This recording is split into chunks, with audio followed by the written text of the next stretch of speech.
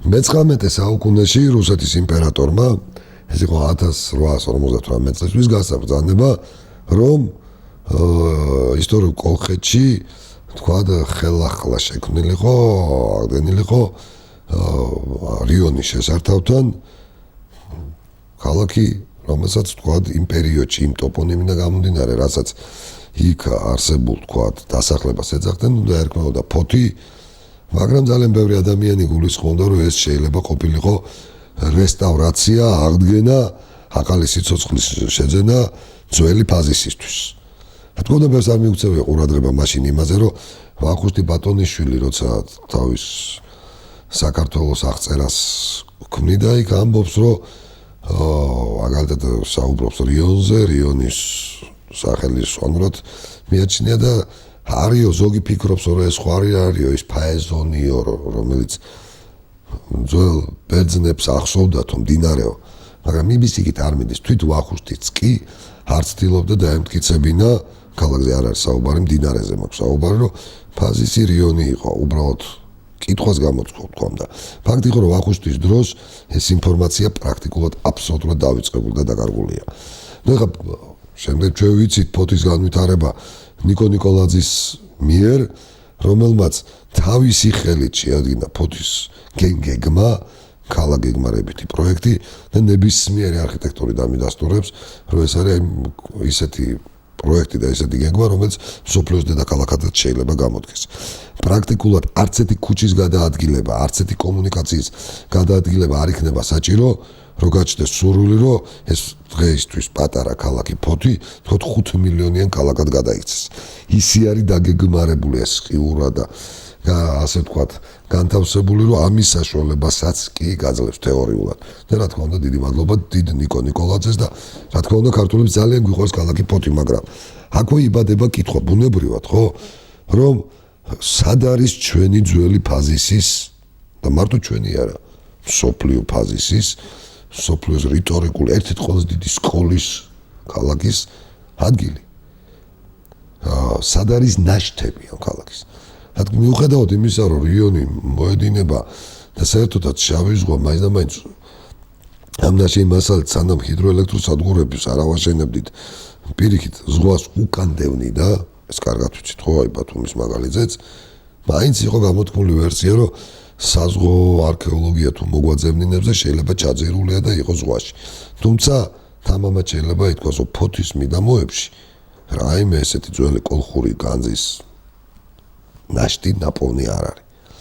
სამაგიეროდ ნაპოვნი გვაქვს ეს უკაცილებით სამხრეთით, ხო, ნუ ეხა ეს ვანის კათხები ჩვენ ყველამ კარგად ვიცით და აჭარის ტერიტორიაზე, როგორც აჭარისწყლის ხეობაში, ასევე ზღვის სანაპიროზე, აი დღევანდლამდე თუ სადმე რამეს პოულობენ, სწორედ იქ პოულობენ კოლხურ განძის ნაშთს საქართველოს ტერიტორიაზე. ძალიან დიდი ოდენობით. და რა თქმა უნდა ადამიანს გაფიქრებინებს, რომ ცოტა უფრო სამხრეთით ხო არ არის საძებარი ფაზისი. და მოდით მივყვეთ და ვნახოთ.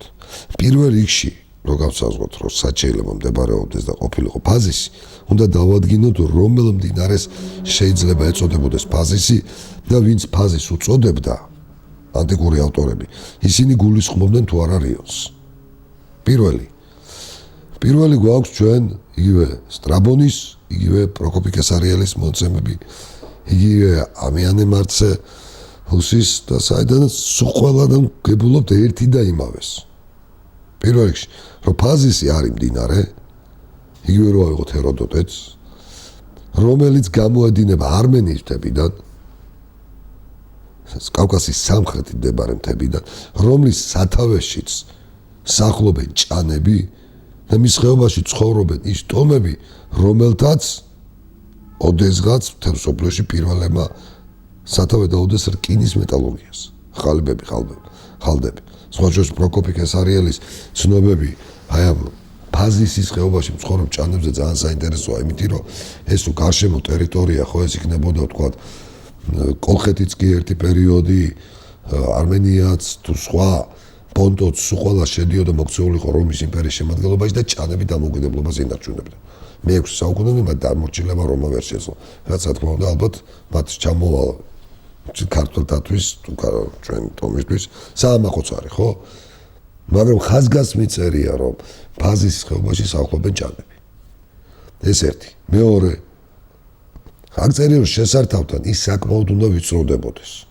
და პროკოპი კესარიელი, რომელიც გარკვეულწილად გენშტაბის უფროსის მოვალეობას ასრულებდა ბერძენ სპარსათა მსოფლიო ბიზანტია ირანის მსოფლიო ომის დროს ბიზანტიის არმიაში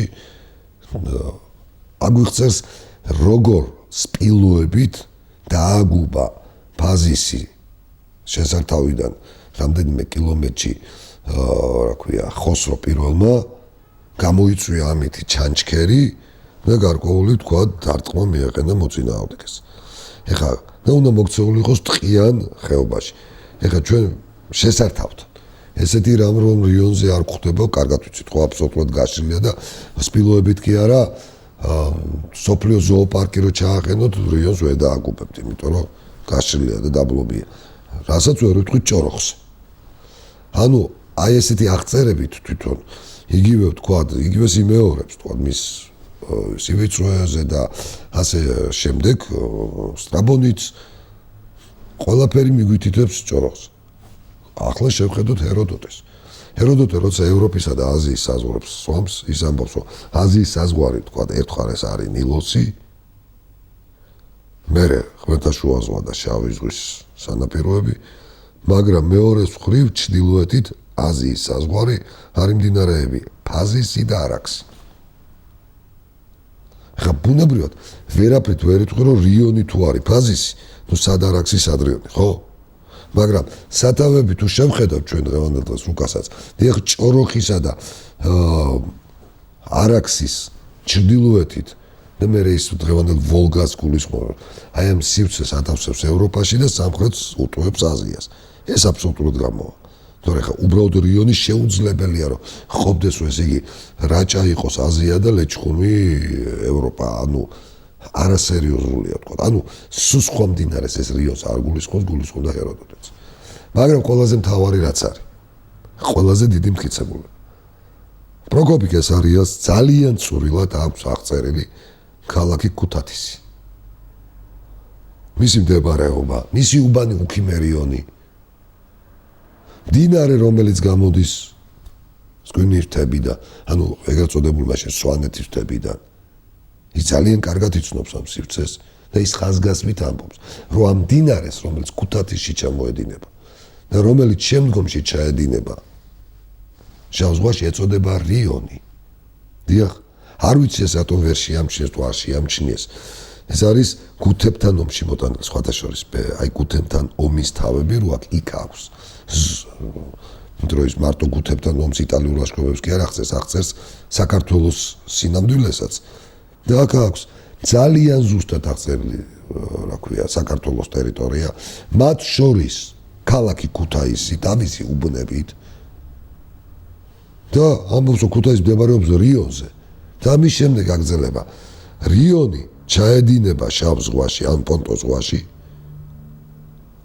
პარალელურად მდინარე ფაზისის. და ზუსტი მონაცემი აქვს, ესე იგი ზღვის სანაპიროთი რომ მოუყვები, ფაზისისა და პონტოს ზღვის შესართავიდან რიონისა და პონტოს შესართავამდე რა მანძილია დაახლოებით და ეს მანძილი რაც ჭოროხიდან დღევანდელ რიონამდეა.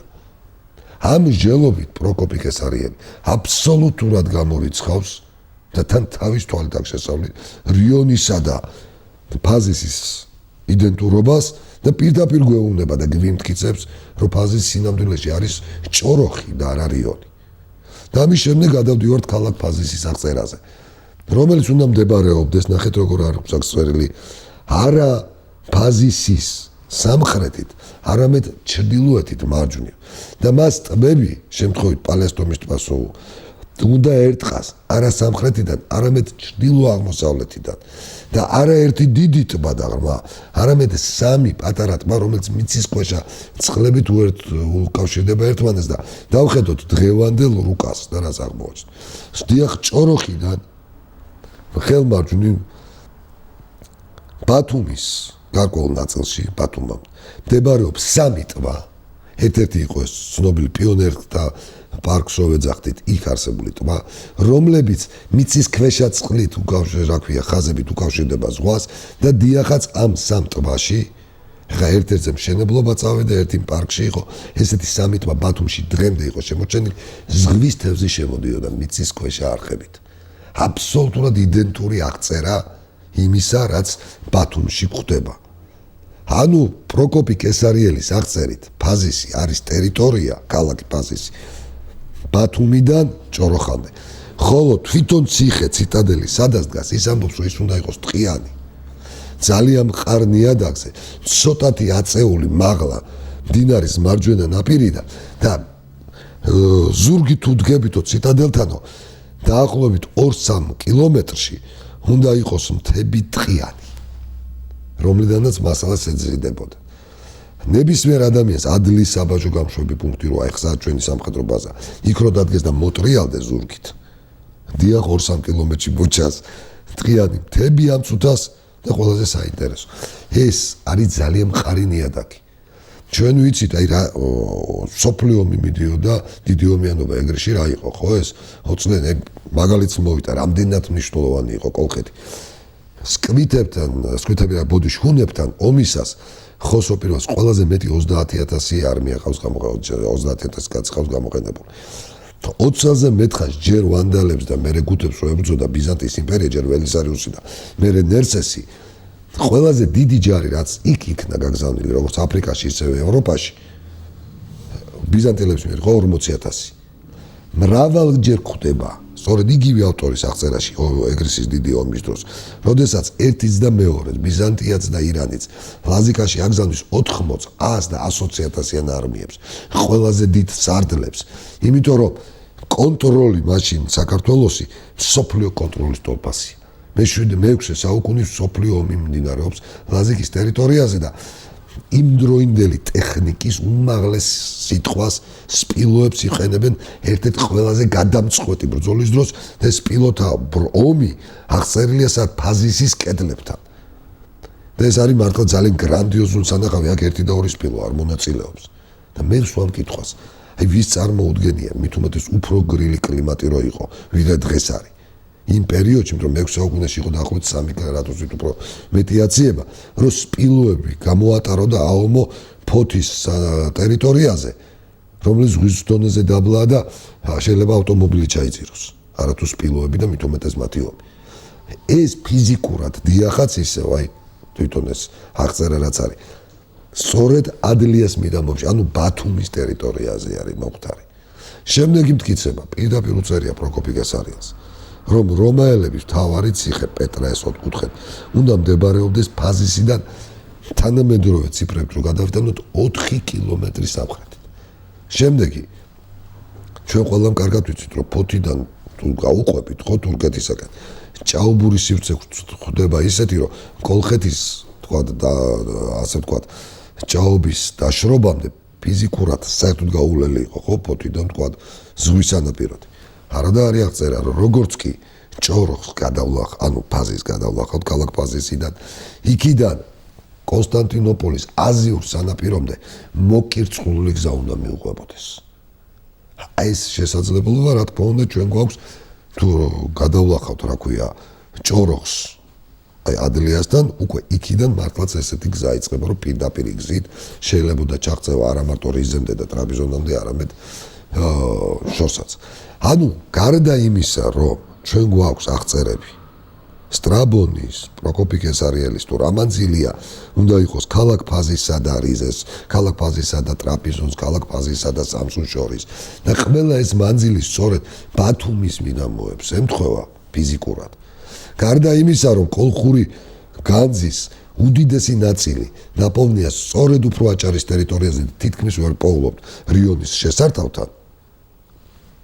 ყველაზე მთავარი არის ხაზგასმით, როგორც იტყვიან შავით თეთრზე უწერიათ, რომ არსებობს მდინარე რიონი, რომელიც გამოედინება დღევანდელი ტერმინოლოგიით ვილაპარაკოთ რაჭა-სვანეთის მთებიდან, რომელზეც მდებარეობს ქალაქი ქუთაისი და ეს არის სხვა მდინარე და მის პარალელურად გაცილებით სამხრეთით არმენის მთებიდან ჭანები რო სახლობენ, აი იმ სივრციდან და მთებიდან მოედინება მდინარე ფაზისი, რომლის სანაპიროზეც მდებარეობს ქალაქი ფაზისი. შესაბამისად ის რაშიც და ეს ორი მდინარე ჩაედინება პარალელურად. ანუ რიონი, დღევანდელი რიონია, ხოლო ისტორიულ ფაზეში ეს არის ჭოროხი. ხოლო ისტორიულ ფაზეში აი ამ მონაცემებს თანახმად გამოდის ბათუმის, ქალაქ ბათუმის